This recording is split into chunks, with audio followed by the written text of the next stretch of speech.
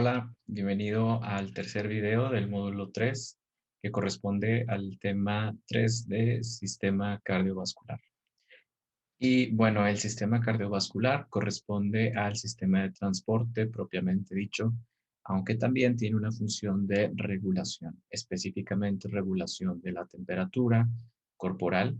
Como hay cambios dentro de este sistema cardiovascular, también la temperatura puede elevarse o disminuirse y estos, junto con el transporte de nutrientes y oxígeno y la regulación de temperatura, pues es como básicamente tenemos la homeostasis para estos factores en el cuerpo humano. Y de forma general, hablando, digamos, de forma muy general, el sistema cardiovascular incluye el corazón, los vasos sanguíneos y la sangre. Es preciso recordar aquí el corazón, este es un órgano que está compuesto de músculo cardíaco, uno de los tres tipos, uno de los tres tipos de músculo que existe cuando hablábamos de tejidos. Los vasos sanguíneos contienen el músculo liso, el otro tipo de músculo que veíamos en tejidos, y la sangre es importante recordar que este es tipo de tejido conectivo, ¿sí? Si recuerdas, la sangre es uno de los 4 tipos de tejido conectivo especializado que habíamos visto anteriormente, ¿sí? Entonces, esto es para seguir integrando todo lo que ya has aprendido con toda esta nueva información. De forma inicial, hay que hablar sobre los vasos sanguíneos, cómo funcionan, de qué están hechos, cómo son, qué es lo que los distingue o caracteriza. Y hay 3 tipos de vasos sanguíneos, específicamente la arteria, son las que llevan la sangre desde el corazón hacia el cuerpo o hacia afuera del corazón con la A, ¿no? Así para que te acuerdes, es la A de arteria, para la afuera del corazón, sacan la sangre del corazón.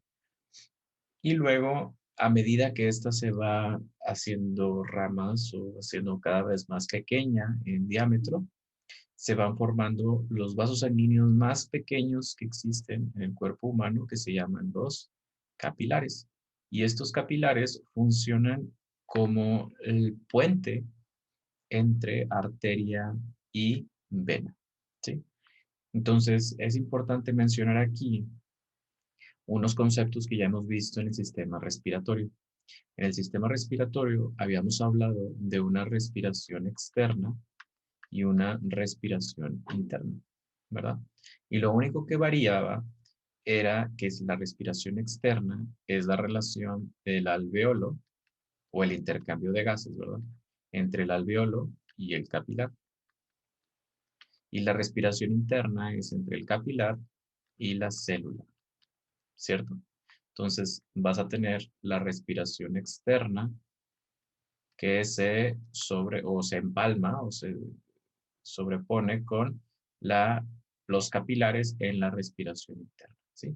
Y esto tiene mucha lógica si lo piensas en el sentido que el capilar es lo que lleva la sangre, ¿verdad?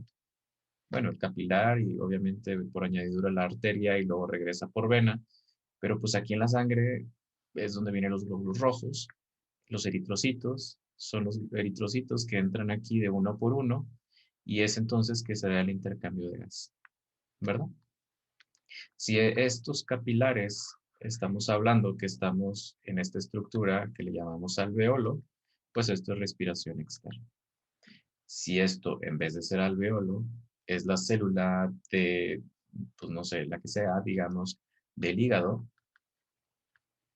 pues entonces esto es respiración interna, ¿sí?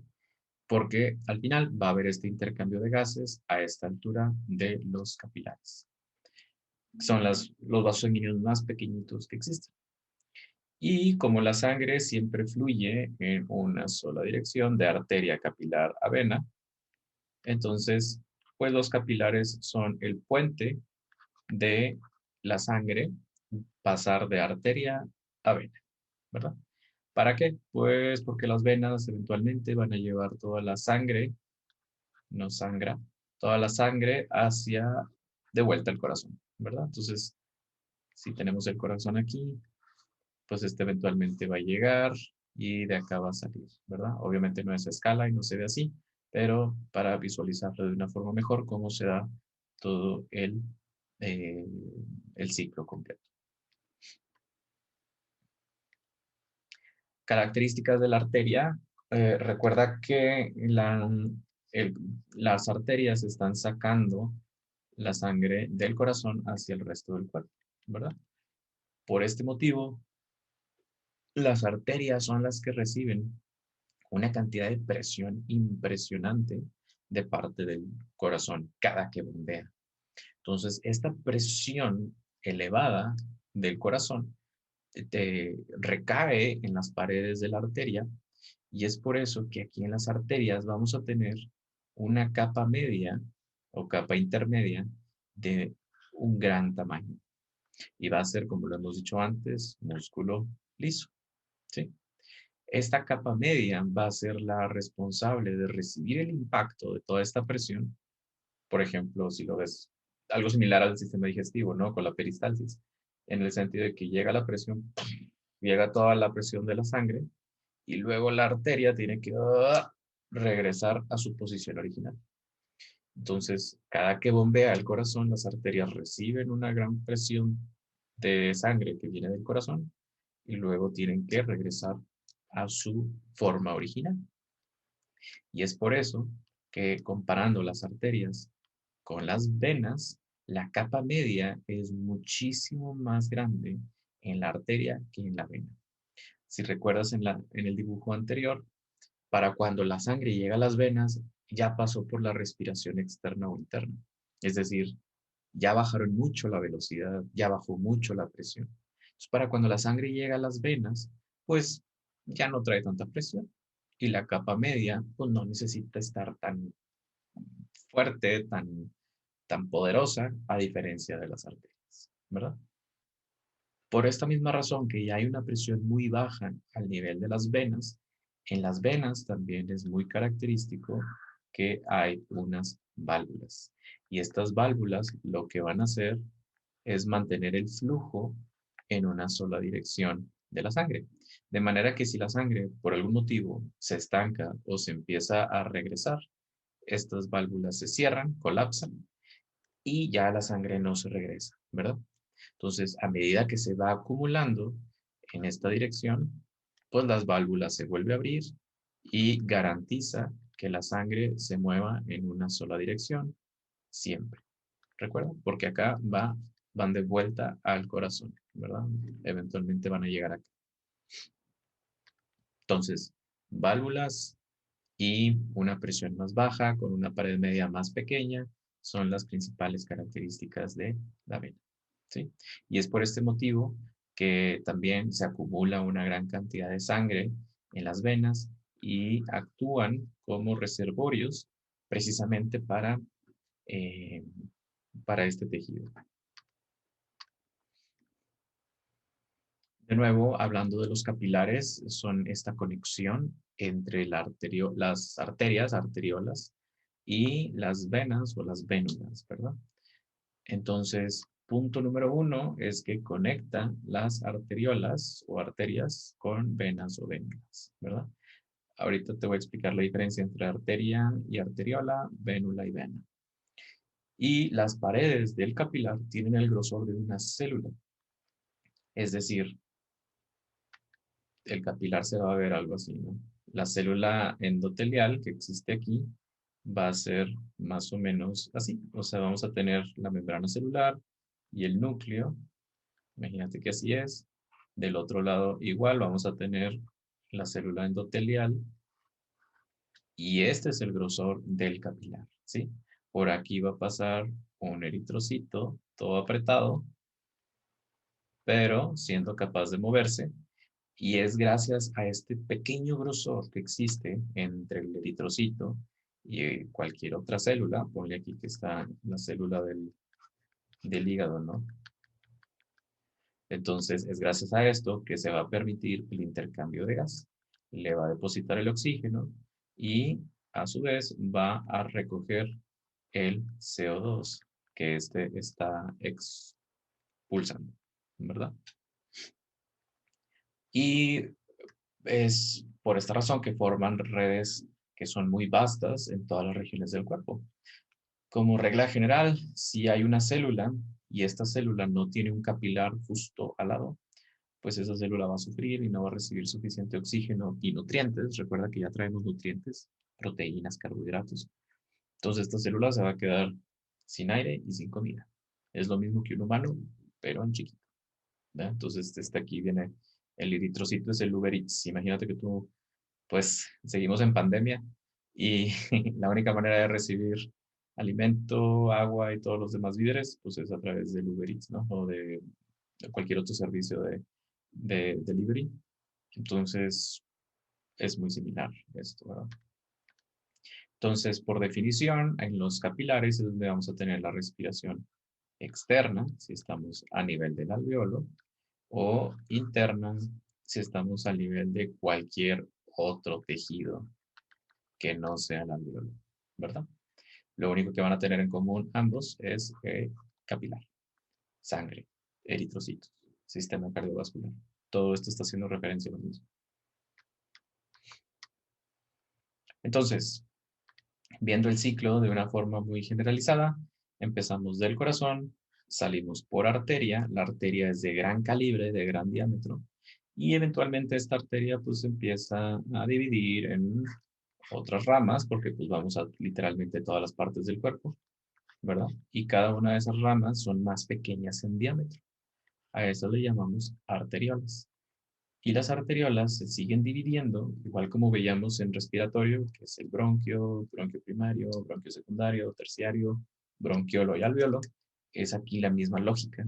Arteria, arteriola, y luego ya llegas al punto más pequeño, que son los capilares, y luego empiezan a otra vez a juntarse todos a través de las vénulas, que son venas muy pequeñas, como río, ¿no? Se empiezan a juntar todos los pequeños ríos hasta formar un río grande que ya lleva un torrente significativo hasta llegar pues a un río más grande que eventualmente se llama vena y eventualmente este río gigante va a llegar al océano, ¿verdad? Por decirlo de alguna forma, regresamos al corazón. Entonces, hablando del corazón como un órgano, hablamos que es prácticamente puro músculo y puro músculo cardíaco, ¿verdad? La mayor parte del corazón es esta capa o este segmento del corazón que le llamamos miocardio. Mio es raíz para músculo, cardio es del corazón. Entonces, esto va a ser básicamente la principal parte del corazón. También tenemos un pericardio. Peri, recuerdas de perímetro o eh, como barra perimetral, ¿verdad? Que es la que rodea o que está afuera. Es una membrana que rodea al corazón. Es básicamente un tejido epitelial. Y el endocardio es lo que está por dentro del corazón. Son las membranas que tapizan la parte de adentro. Igualmente epitelio, como lo hemos dicho, lo que está más afuera y lo que está más adentro tiende siempre a ser un epitelio, ¿verdad? Y esto es lo que al final está en contacto con la sangre, ¿sí? O sea, con sangre. Al final, esto es donde todos los eritrocitos son las paredes que chocan con los eritrocitos, ¿verdad? Ahora, hablando de la anatomía interna, aquí hacemos un corte coronal para ver por dentro de este diagrama del corazón y vamos a ver cierta distribución de elementos, ¿sí? Entonces es importante mencionar que son cuatro cavidades y son cuatro válvulas. Igual que en las venas, acá en la vena cava, por ejemplo, la vena cava inferior, en este caso, pues es una vena, ¿verdad? Entonces, déjame hacerlo del mismo color. Si ponemos aquí como referencia la vena cava, pues vamos a seguir como el patrón, ¿no? De donde venimos. Y pues recuerda que en las venas hay válvulas, ¿verdad? Que nos garantiza el flujo de, de sangre en una sola dirección, hacia arriba, en este caso, hacia arriba, para que ambas, vena cava superior e inferior, llegan aquí a la aurícula derecha. Aquí es donde se juntan los caminos de la parte inferior superior del cuerpo y se juntan en esta cavidad que le llamamos aurícula derecha. Ahora, antes de avanzar un poco más, es importante mencionar que el corazón lo podemos partir, lo podemos segmentar en 4 planos o en 4 cavidades, similar a lo que vemos en el plano cartesiano en matemáticas, ¿no? Donde vamos a tener el plano 1, el 2, el 3 y el 4, ¿verdad? Es algo similar aquí en este caso, donde vamos a tener unos superiores, digamos unos en la parte de arriba y unos inferiores, otros en la parte de abajo, ¿verdad? Vamos a tener unos del lado izquierdo y vamos a tener otros del lado derecho, ¿sí? Entonces podemos ver como el corazón derecho de este lado y el corazón izquierdo de este lado, ¿verdad? Entonces es importante identificar que estamos tratando de esto para no perdernos, ¿sí? Ahora, recuerda que los lados están invertidos a lo que esperarías porque estamos hablando desde el punto de vista de la persona que tiene este corazón, no de tu lado izquierdo, sino de su lado izquierdo, ¿sí? Entonces, los que están en la parte superior les vamos a llamar aurículas. Y estas aurículas, pues está una del lado izquierdo y otras del lado derecho, ¿verdad? Las que están en la parte inferior les llamamos ventrículos. Y aquí tenemos el ventrículo izquierdo y el ventrículo derecho. Y ahora es donde empieza lo interesante, ¿verdad? Entonces, con toda esta distribución, es importante entender que hay conexiones entre cada uno de estos cuadrantes o cada una de estas cavidades. Y esas conexiones son los que vemos aquí como las válvulas. Aquí hay una válvula, aquí no se muestra, pero aquí hay otra válvula, aquí hay otra válvula y aquí hay otra válvula, ¿sí? Entonces van a ser las puertas de acceso, las puertas de salida, depende de dónde lo veas, para cómo la sangre va a seguir fluyendo en una dirección solamente. A pesar de que se ve muy caótico aquí, la sangre solamente tiene una sola vía y siempre va para el frente. Vamos a adelantarme un poquito aquí, pero la sangre, dijimos, llega aquí a la aurícula derecha, va a pasar por esta válvula hacia el ventrículo derecho y luego va a salir por esta válvula hacia este vaso sanguíneo que le vamos a llamar arteria pulmonar, ¿sí? De aquí esto va al pulmón, va a llegar al alveolo y después de que se haga la respiración externa y que empiece a tener oxígeno, ahora vamos a salir cargados de oxígeno del alveolo y vamos a regresar a conectarnos o encontrarnos todos, porque recuerda que viene del lado izquierdo y del lado derecho, ¿verdad? En la aurícula izquierda. Aquí ya traemos oxígeno. La sangre va a pasar por esta válvula hacia el ventrículo izquierdo y después va a salir toda esta sangre, ahora sí, en este vaso sanguíneo que le llamamos la aorta, ¿sí? Entonces, esto lo voy a repasar varias veces en el video, pero a gran escala es así la distribución, ¿verdad? Cada estructura tiene su nombre, pero antes de aprenderte los nombres es importante que veas más o menos otra vez cómo está toda esta distribución, cómo avanza, ¿verdad? Entonces, lo voy a volver a mostrar aquí, pasando por todos lados, ¿verdad? Primero llegamos con la sangre con CO2. Recuerda, aquí venimos cargados de CO2. Entramos aquí por las venas cava superior e inferior. Aterrizamos en aurícula derecha. Pasamos por esta válvula hacia el ventrículo derecho. Salimos por esta arteria, que es la arteria pulmonar. Por aquí vamos del lado izquierdo y derecho. Llegamos al pulmón, al alveolo, recogemos sangre y ahora regresamos por las venas pulmonares, ¿sí? Y llegamos y aterrizamos aquí en la aurícula izquierda. Ahora estamos del lado izquierdo del cuerpo. Pasamos por la válvula, aterrizamos en el ventrículo izquierdo y después vamos a salir, ahora sí, a esta arteria principal que le llamamos la aorta. hacia el resto del cuerpo, ¿sí? Y esta no se ve aquí, pero pasa por atrás y luego sale por acá abajo, ¿no? Y va hacia todo el cuerpo. Estas van hacia el cuerpo superior y estas van hacia el cuerpo inferior, ¿sí? Entonces, ¿cómo se llama cada una de las válvulas ahora? Esa es la otra parte importante. Entonces, aquí, vamos a ponerlo aquí, vamos a tener dos válvulas aurículo-ventriculares, que significa que están entre aurícula y ventrículo, estas. La que está aquí de este lado, entre aurícula y ventrículo derecho, es la tricúspide, cúspide, o tricuspidea, ¿no? Y la que está acá, está del lado izquierdo, aurícula y ventrículo izquierdo, es la mitral, ¿sí? Yo sé que el nombre no te dice nada, pero por eso es importante primero entender qué está pasando para luego saber, ok, la puerta uno ¿cómo se llama? La puerta 2 ¿cómo se llama? Y esa es la última parte del estudio, ¿no? Y luego también hay dos válvulas semilunares o sigmoideas, o bueno, tienen varios nombres. Pero realmente aquí el apellido es el importante. Va a ser la válvula semilunar o sigmoidea aórtica y la pulmonar. ¿Sí? Aquí, basado del apellido, es como vas a saber cuál es cuál. ¿Sí?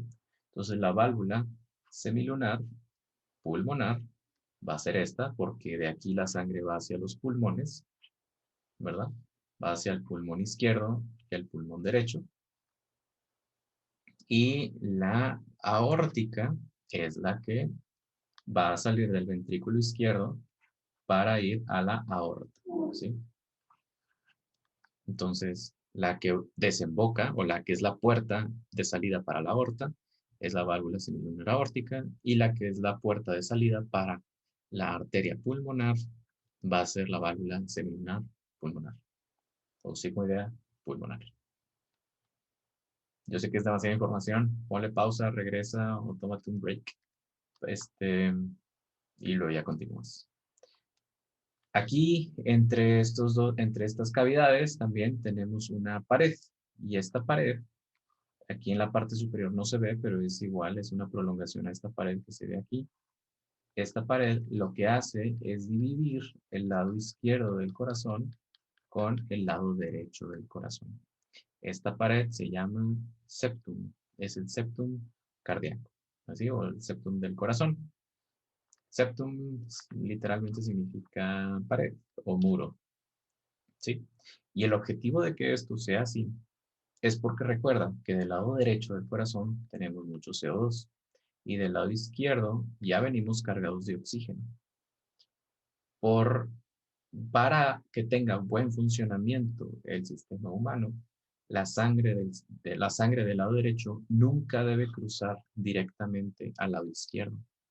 La única manera en la que esto se logra es yendo al pulmón para hacer el intercambio de gas, la respiración externa, y una vez que ya vienes cargado de oxígeno, ok, ahora sí, ya vienes del lado izquierdo y ahora sí vas al resto del cuerpo. De esta manera se garantiza que siempre, siempre, siempre todo va a pasar primero por pulmón para tirar el CO2, recoger el oxígeno y antes de regresar al cuerpo ya vengo cargado ahora sí con nutrientes y oxígeno listo para entregar a todas las células del cuerpo. ¿Sí?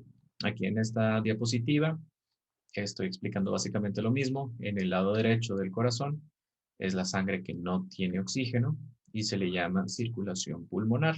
Esta dinámica, que es donde llega, pasa, va al pulmón, se oxigena y entonces, digamos, aquí es esta parte lo que le llamamos la circulación pulmonar y regresa, ¿verdad? Y luego el ventrículo izquierdo es lo que es la sangre rica de oxígeno. Y entonces esta es la circulación sistémica. Entonces aquí regresa, empuja y sale al resto del cuerpo y eso es la circulación sistémica. Entonces normalmente acá en la circulación sistémica tenemos eh,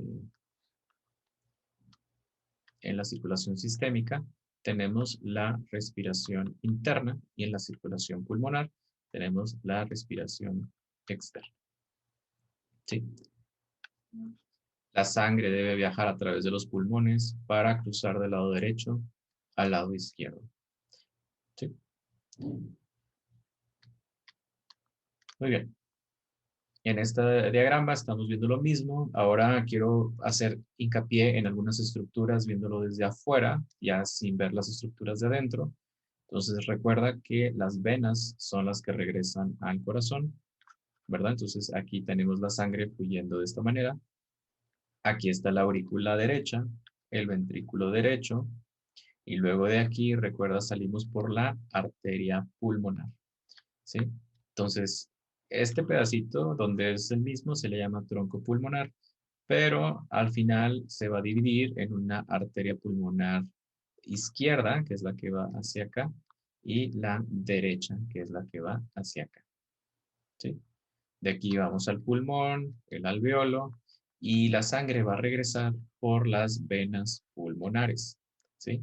A través de las venas pulmonares vamos a regresar hasta, hasta la aurícula izquierda, ¿sí?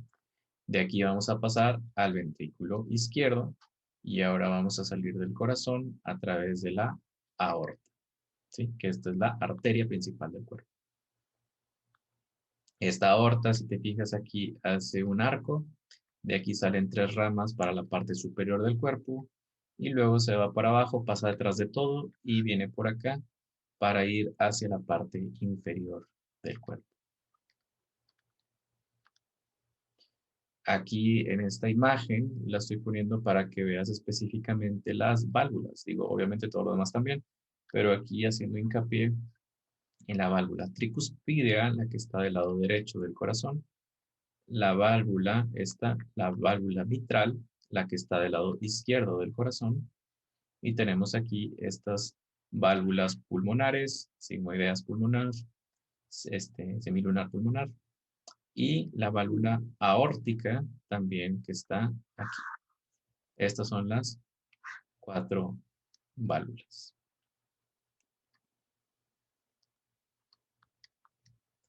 En, esta, en este diagrama es básicamente lo mismo, viendo un poquito más el nivel de complejidad. No es necesario que sepas realmente nada más arriba de esto, ¿verdad?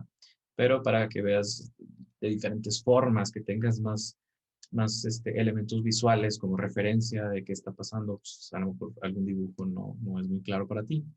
Me gusta mucho porque además muestra también cómo se ve el flujo de la sangre y le puse los nombres a cada uno de los segmentos. Ahora todo en texto, si te gusta mejor leerlo, es exactamente lo mismo. Partimos del cuerpo, atención, este es la misma, ¿verdad? Recuerda que este es un ciclo, ¿verdad? Cuerpo, pasas por la vena cava, llegas a la aurícula derecha, cruzas la válvula tricúspide, llegas al ventrículo derecho, cruzas la válvula semilunar o la válvula pulmonar para ir por la arteria pulmonar, pasas por los capilares, llegas al alveolo, ahí está respiración externa. Ahora llegas por otra vez los capilares, de vuelta al corazón a través de las venas pulmonares, llegas a la aurícula izquierda, cruzas la válvula mitral, llegas al ventrículo izquierdo, cruzas la válvula aórtica, llegas a la aorta y ahora sí vas a todo el cuerpo. Aquí en este proceso, vamos a ponerlo aquí en medio, ¿no? Aquí en este proceso estás con la respiración interna y luego ya llegas acá de nuevo al cuerpo, ¿sí? Acá es la respiración externa. Y entonces, ahora hablando sobre el funcionamiento del corazón, vamos a hablar del latido cardíaco, ¿sí? Contracciones rítmicas que pues, ya estamos familiarizados con el corazón. Ahora vamos a ponerle el nombre y a lo mejor un orden, ¿verdad? Entonces, cada que el corazón palpita existen ciertas contracciones coordinadas con un motivo, mantener la sangre fluyendo en una sola dirección. Entonces, cuando el corazón se contrae específicamente, hablamos de una sístole, ¿verdad? Una sístole cardíaca, ese es el término técnico para la contracción del corazón.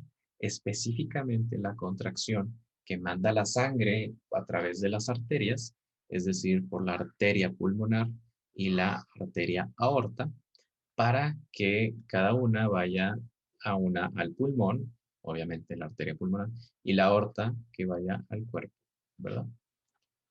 Entonces, esta contracción es simultánea, es decir, los dos ventrículos se contraen simultáneamente para garantizar que la sangre siga fluyendo con cierta presión, ¿sí? Y en el momento que los ventrículos se relajan, a eso le llamamos una diástole, ¿sí? Y es aquí en donde, similar a lo que hace el diafragma con el pulmón, de jalar aire, cuando los ventrículos se relajan, es cuando se succiona o se genera una presión negativa que obliga a la sangre que está en aurículas a entrar como succionada con cierta fuerza o presión hacia el interior del ventrículo. Las válvulas son estas puertas que permiten las diferentes presiones, que permiten que debido a las diferentes presiones la sangre solamente se mueva en una sola dirección. ¿Sí? Entonces, si te fijas, la distribución de las válvulas es al revés. Esta se abre para acá, ¿verdad? Y si jala hacia en reversa, se va a cerrar, va a colapsar. Y la que va hacia afuera, hacia la arteria, fíjate que está aquí también viendo hacia, digamos, la puntita es hacia donde va la sangre, ¿verdad? Y es precisamente por esto, porque si esto se regresa, pues aquí mecánicamente esto se va a cerrar y ya no va a permitir el paso en reversa. Esta sístole y diástole también está directamente relacionada con el sonido que cuando tú vas al médico a través del estetoscopio, del dispositivo para escuchar el corazón, tú puedes escuchar los ruidos cardíacos, ¿no? Y corresponden con sístole y diástole. Específicamente, el loop-doop es el sonido, como se le cataloga esto, y el loop, que es el primer sonido, son las válvulas auriculoventriculares cerrándose. Es decir, cuando esta se cierra, colapsa, ¿verdad? Es porque existe una sístole. El ventrículo está contrayéndose y está mandando la sangre hacia el pulmón y hacia el cuerpo, ¿sí? Y cuando las diástoles sucede, es decir, cuando el ventrículo se relaja, entonces aquí tenemos este sonido, el tup, ¿no? Y aquí son las válvulas semilunares cerrándose. En el momento que estos ventrículos se relajan, es donde jala aire, jala, es donde jala sangre desde la aurícula, ¿verdad? Y entonces este esfuerzo por succionar hacia adentro del ventrículo hace que esta válvula se cierre y ese es el sonido que se escucha. Realmente no es la contracción del músculo lo que hace que produzca un sonido, sino es la válvula colapsando que provoca ese sonido que puedes escuchar desde fuera del cuerpo. El corazón como tal tiene un sistema de control propio, es decir, no depende del cerebro para funcionar, aunque el cerebro sí lo regula, sí le dice, dale más rápido o dale más lento, pero el corazón por sí solo puede activarse a sí mismo y mantener este ritmo, esta frecuencia cardíaca que habíamos hablado en signos vitales. La frecuencia cardíaca es qué tan rápido el corazón está activándose o está generando estos ciclos de contracción y relajación. Sístole, diástole. ¿Sí?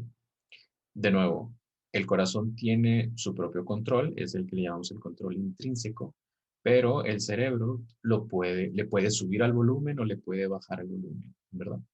Pero el corazón como tal funciona por sí solo.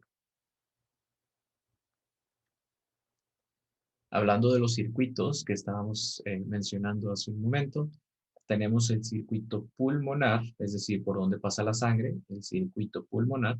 La sangre pasa hacia los pulmones, ¿sí? Es todo lo que está en azul. Básicamente, desde las vénulas, vena cava, lado derecho del corazón, arteria pulmonar, hasta llegar al alveolo, a la respiración externa, ¿sí? Sale por aquí, por las venas pulmonares, de regreso, y entonces aquí ya estamos hablando del circuito sistémico, o es la sangre hacia el resto del cuerpo. Este circuito también se le llama la circulación menor.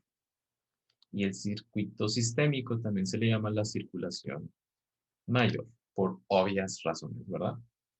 Este circuito es más corto, es la circulación menor, y el otro circuito es más largo, entonces es la circulación mayor. ¿Sí? Entonces aquí un poco más segmentado para ver lo que corresponde al circuito pulmonar o la circulación menor, que es eh, atención con los colores, porque aquí está un poco al revés a lo que esperarías ver, ¿sí? Recuerda que la arteria es la que sale del corazón. Entonces, a pesar de que tú la ves azul, esto no es una vena, esto es una arteria pulmonar, porque está saliendo del corazón. Y aquí tú lo ves rojo, pero no es una arteria, ¿verdad? Es una vena pulmonar, ¿sí? En el circuito pulmonar o la circulación menor es al revés de lo que normalmente tú pensarías o que a lo mejor en la escuela aprendiste. Que a lo mejor en la escuela te decían las venas son las azules y las arterias son las rojas. Bueno, pues no es completamente cierto porque la definición de arteria y vena realmente tiene que ver más con la dirección. Si está regresando o de vuelta al corazón, ¿verdad? Si está regresando al corazón o si está hacia afuera del corazón. ¿Sí? Es una forma fácil de acordarse de esto. Entonces, estas dos que están al centro, que están sacando la sangre del corazón, son arterias. Arteria pulmonar y la arteria aorta. ¿Sí? Y estas que regresan la sangre al corazón son las venas pulmonares y estas son la vena cava superior y la vena cava inferior. ¿Sí? Pilas con eso. Aquí ves un diagrama de la circulación mayor o el circuito sistémico. Aquí además recordamos que tenemos la respiración interna en todos estos segmentos, ¿verdad? No importa si estamos a la altura del hígado, si estamos en los intestinos, en el digestivo, en el excretorio, con los riñones, en las piernas, en los músculos de las piernas, o igual hasta en el cerebro, ¿verdad? O sea, todo esto va a ser respiración interna. Hablando de la presión de la sangre. Recuerda que habíamos hablado que en las arterias hay una gran presión resultado de la sístole del corazón. Entonces, esta sístole, cuando los ventrículos se contraen y mandan disparada la sangre hacia el exterior a través de las arterias, le llamamos presión sistólica, ¿sí? Tiene relación con la sístole ventricular. Esto es lo que mantiene el flujo sanguíneo. Si la presión baja, pues no se va a poder garantizar que toda la sangre siga a la misma velocidad o con la misma intensidad a todos los lados del cuerpo, ¿verdad? Porque es gracias solamente a este pequeño músculo que todas las células de tu cuerpo alcanzaron oxígeno y nutrientes siempre que estuviste vivo, ¿verdad? Y cuando se relaja es esta presión diastólica que tiene que ver con la diástole, ¿verdad?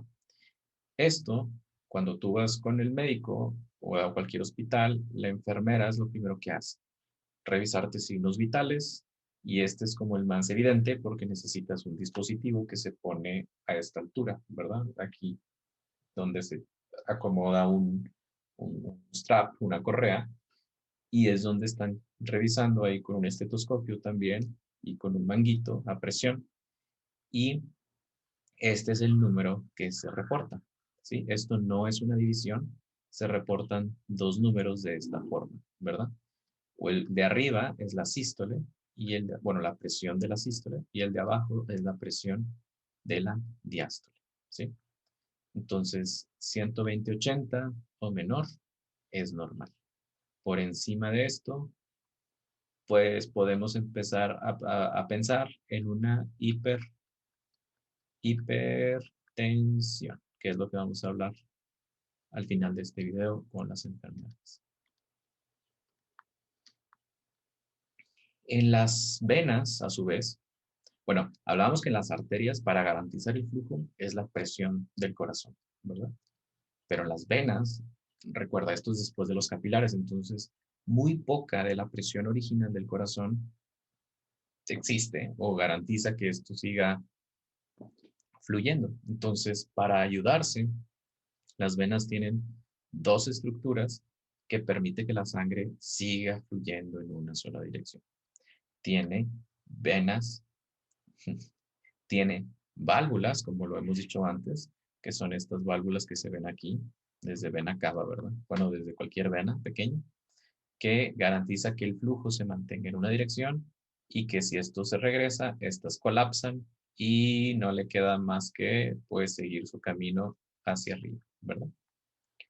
Pero además, los músculos esqueléticos que tienes en tus extremidades y por todo tu cuerpo, cuando se contrae, es decir, genera esta presión, digamos, que a su vez también garantiza que esto siga fluyendo, ¿sí? Disminuye el espacio, por lo tanto disminuye el volumen, aumenta la presión.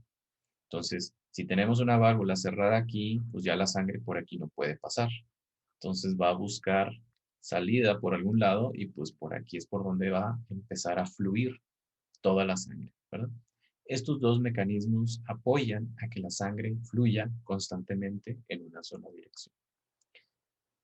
Con la falta de ejercicio, la falta de movimiento, estar parado mucho tiempo en una posición o sentado mucho tiempo en una posición, entorpece el funcionamiento también de estos músculos y entonces eso favorece que la sangre se quede estancada durante mucho más tiempo.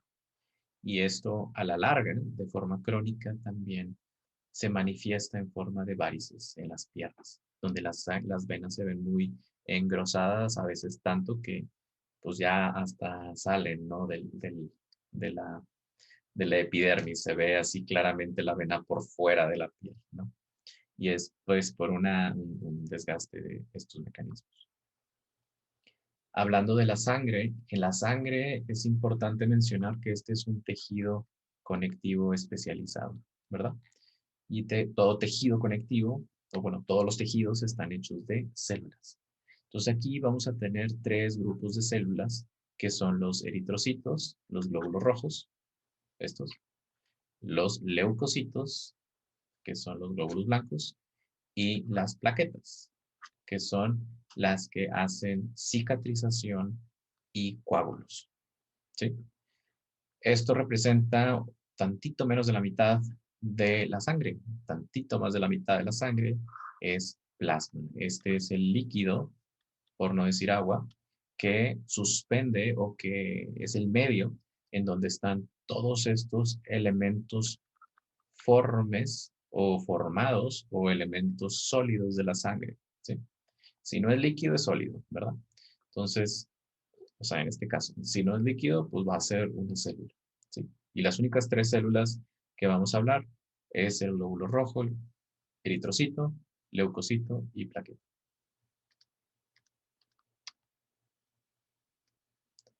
Entonces, el plasma principalmente contiene muchas proteínas, sirve para el transporte de sustancias, específicamente las células, que ya habíamos hablado anteriormente, para la coagulación de la sangre, gracias a las plaquetas, el sistema inmune, gracias a los leucocitos, mantiene el volumen de la sangre, gracias pues a los eritrocitos también, ¿verdad? Entonces, proteínas de del plasma, aquí se incluyen los anticuerpos, por ejemplo, ¿sí? Entonces, este es el medio por donde todo fluye. Y, por ejemplo, ahorita con COVID, hemos estado hablando también de los trasplantes de plasma y ese tipo de cosas como pues medidas alternativas o experimentales en el tratamiento de personas con COVID. Es por esta razón, porque el plasma trae proteínas, específicamente anticuerpos, y si es un paciente que ya tuvo en COVID anteriormente, pues sugiere que en su plasma va a tener anticuerpos específicos que ya hizo durante 2 semanas, como vimos al principio del semestre con el sistema inmune específico, en contra del COVID. Entonces, el estudio experimental este era el fundamento, ¿no? O sea, que los anticuerpos de otro paciente ayuden en la respuesta inmune de alguien que actualmente está cursando con la enfermedad aguda. Las funciones de la sangre principalmente es el transporte, hemos dicho ya varias veces, de gases, ¿verdad? Sistema respiratorio, nutrientes, sistema digestivo, desechos, sistema excretorio o el urinario y hormonas del sistema endocrino. Son los 4 sistemas que intersectan con el sistema circulatorio. Es el corazón del organismo, ¿verdad? Protección, sistema inmune. Aquí estamos hablando de leucocitos y los anticuerpos, que son producidos por los leucocitos.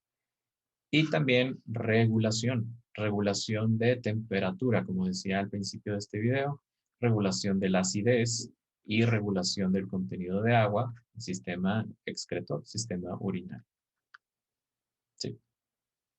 Entonces, depende también cómo esté comportándose el medio ambiente, el sistema nervioso puede mandar una señal al sistema cardiovascular a que las arterias o las venas se ensanchen para permitir liberar calor o se colapsen un poquito más para tratar de mantener el calor dentro del cuerpo.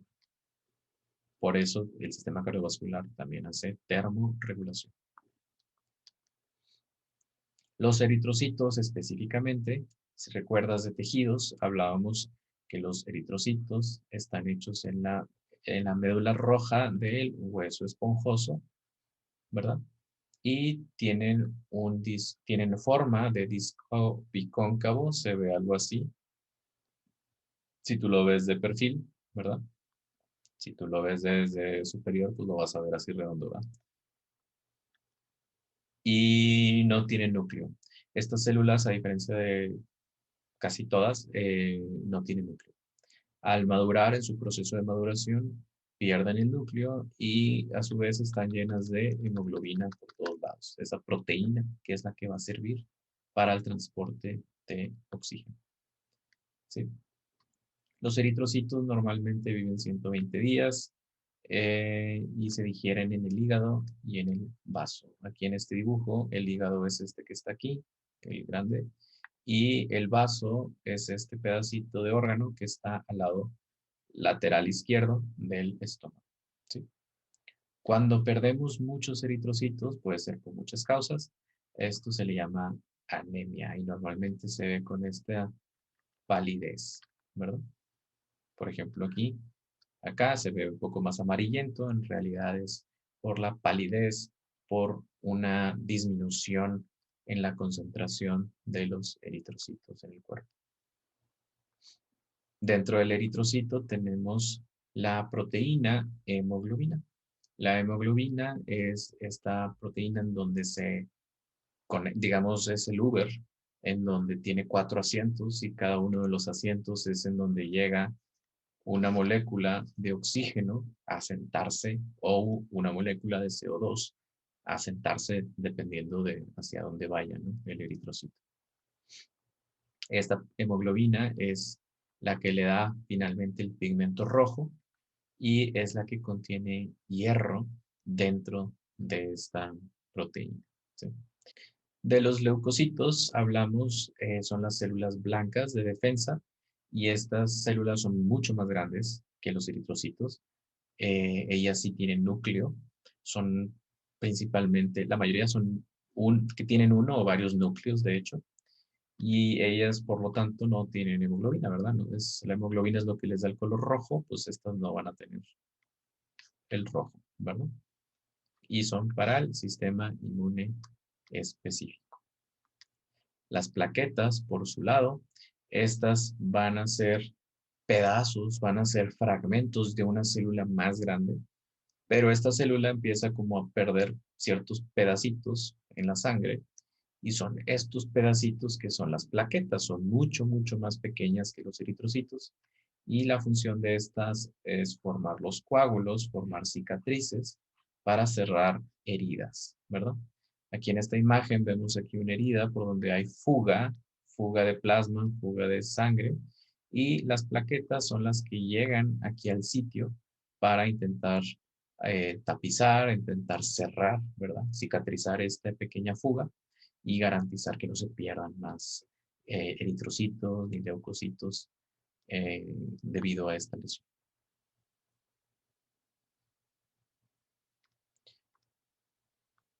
Hablando de enfermedades, la aterosclerosis es la formación de placa en los vasos sanguíneos, específicamente en el endotelio, que es esta parte, es este epitelio interno, ¿no? Entonces aquí se empiezan a acumular pedacitos como de grasa, que luego se puede empeorar con plaquetas o leucocitos, se puede empezar a hacer un tapón mucho más grande, y es debido principalmente a una dieta que está elevada en grasas, pero también hay un componente de edad. La aterosclerosis, digamos, es relativamente esperada a mayor edad.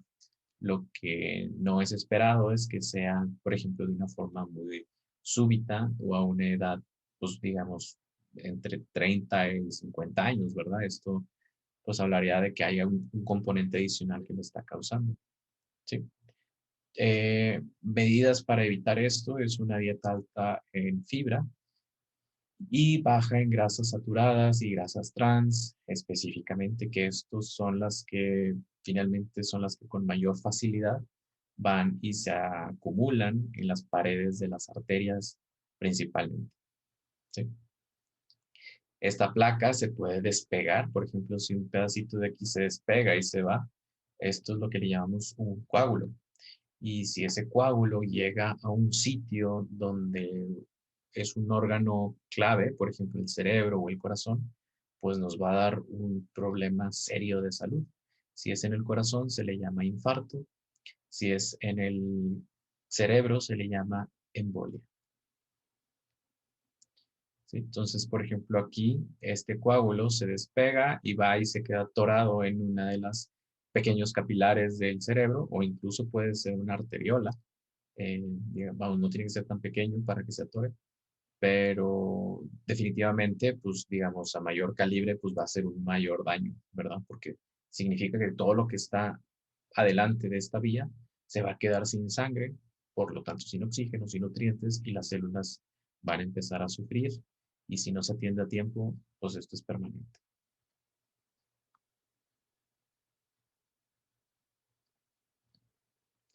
De la mano con la aterosclerosis va la hipertensión. Y la hipertensión y la aterosclerosis juegan un rol sinérgico, es decir, uno hace que el otro empeore y este hace que a su vez este empeore y este empeora a este y este empeora a este. Digamos, se le llama retroalimentación positiva, en el sentido que nada más se va haciendo más grande o peor la situación, ¿verdad? A afecta a B, B afecta a. Entonces, entre más afectación de A, más afectación de B, y entre más afectación de B, más afectación de A, etcétera. ¿Sí? Entonces, la hipertensión, desgraciadamente, es bastante común, más en nuestro medio, en América del Norte, bueno, Estados Unidos y Latinoamérica. De los norteamericanos es 20% según este año, lo último reporte, uno de cada cinco. En México ahorita estamos en el 25%. Si tú lo ves como porcentaje, tú dices, ah, bueno, no es tanto, pero en realidad sí lo es, porque si es 25% significa que es uno de cada cuatro, ¿verdad? Una de cada cuatro personas tiene o tendrá hipertensión. Entonces, desgraciadamente esto es bastante común. La buena noticia de esto es que se puede retrasar fácilmente, se puede incluso prolongar el momento de aparición de forma fácil, en el sentido que el estilo de vida, el estilo de vida o los hábitos del estilo de vida, realmente aquí son la clave para que esto empeore o mejore. Eh, sí hay factores hereditarios, es decir, que es de familia, Sí hay factores que tienen que ver con, digamos, cosas que no puedes controlar, pero están condicionadas a las cosas que sí puedes controlar. Por ejemplo, el tabaquismo, una dieta que tiene mucha sal. La sal es lo mismo que el sodio. ¿Sí? Esto está en las tablas nutrimentales de cada producto, dice sodio, o digo, no, no creo que venga así, pero es lo mismo, ¿no? Cloruro de sodio, es sal, ¿sí? Y esto, sobre todo estos dos puntos, obviamente también obesidad, pero estos dos puntos del tabaquismo y dieta alta en sal influye, digamos, de forma, estamos hablando de minutos, ¿no? Que puede incluso subir o bajar, bueno, subir si lo consumes, la presión sanguínea, ¿verdad? Obviamente, si esto se vuelve crónico, pues hay una disminución progresiva, también por las dietas altas en grasas, como les decía, en aterosclerosis, empieza a disminuir el calibre, empieza a disminuir el diámetro por donde la sangre puede pasar y esto genera una alza en la presión. Es como cuando tú tienes una manguera y le pones el dedo ahí, entonces sale el mismo chorrito de agua que antes estaba así. Al ponerle tú el dedo, ahora el chorro de agua sale disparado con mayor fuerza.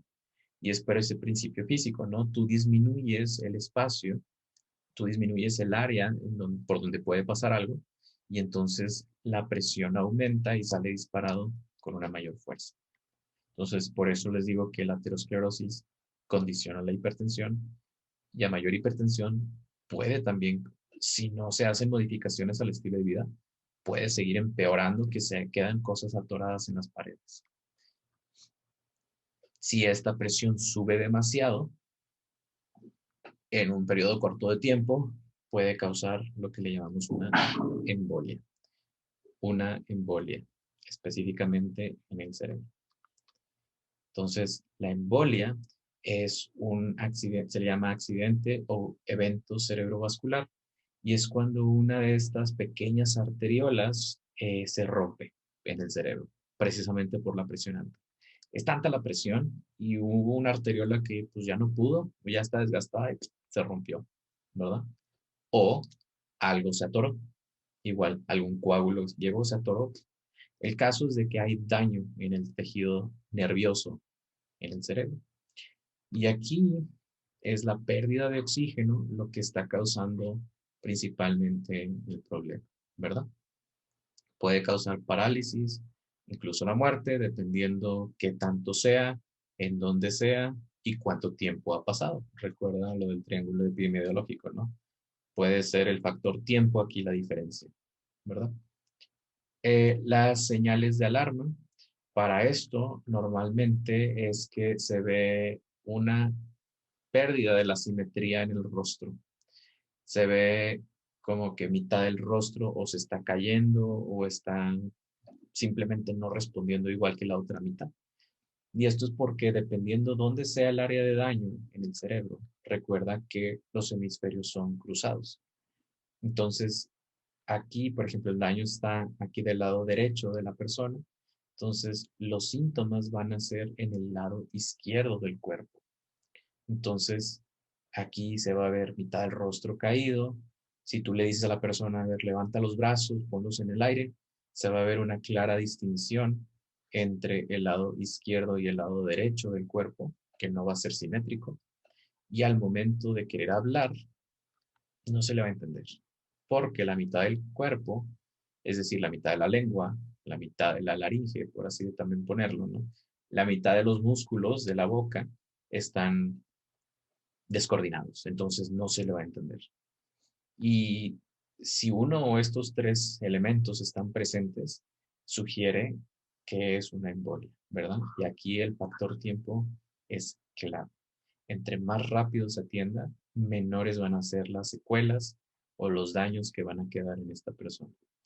Recuerda los de niveles de prevención, ¿verdad? Entonces, ya para cuando da la embolia, ya estamos en prevención terciaria, ¿verdad? Lo que queremos es evitar tantas secuelas o tantos daños o tanta discapacidad como sea posible. Obviamente evitar la muerte, pero también evitar la mayor cantidad de discapacidad.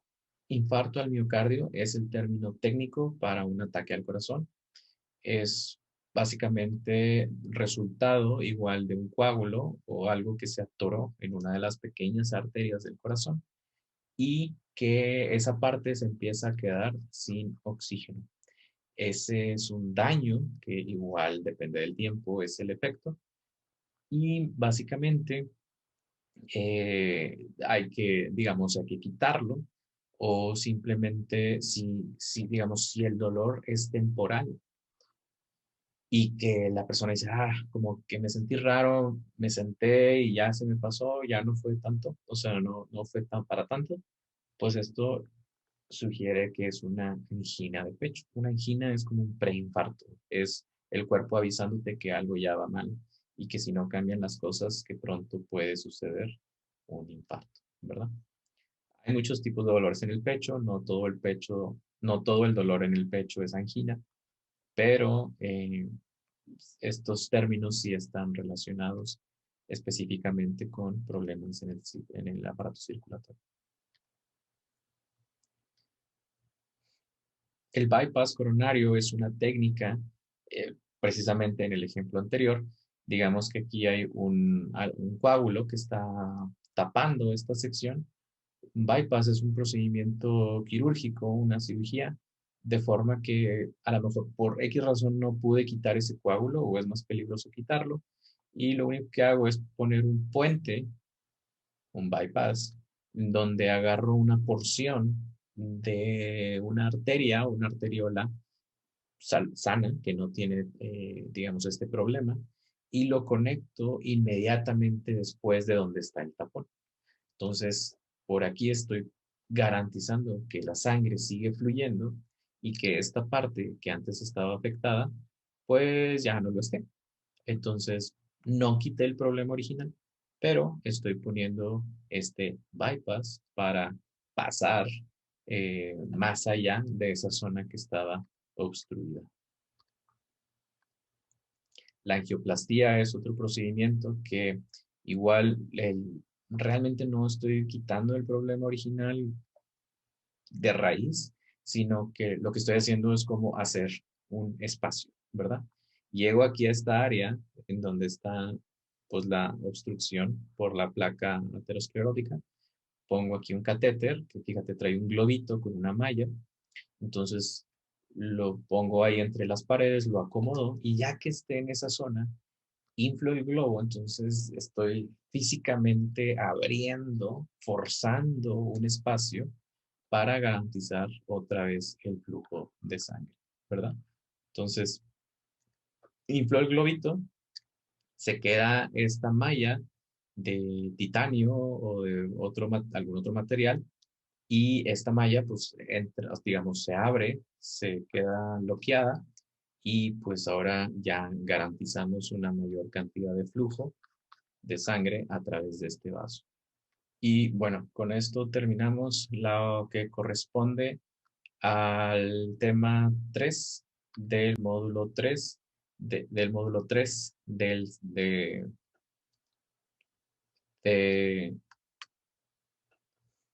del sistema, del sistema cardiovascular o del sistema circulatorio. Y con esto también cerramos lo que corresponde al módulo 3 y también al parcial 2. Y bueno, eventualmente continuaremos con el módulo 4, que son los últimos 4 temas del semestre. Y bueno, nos vemos en el próximo video. Chao.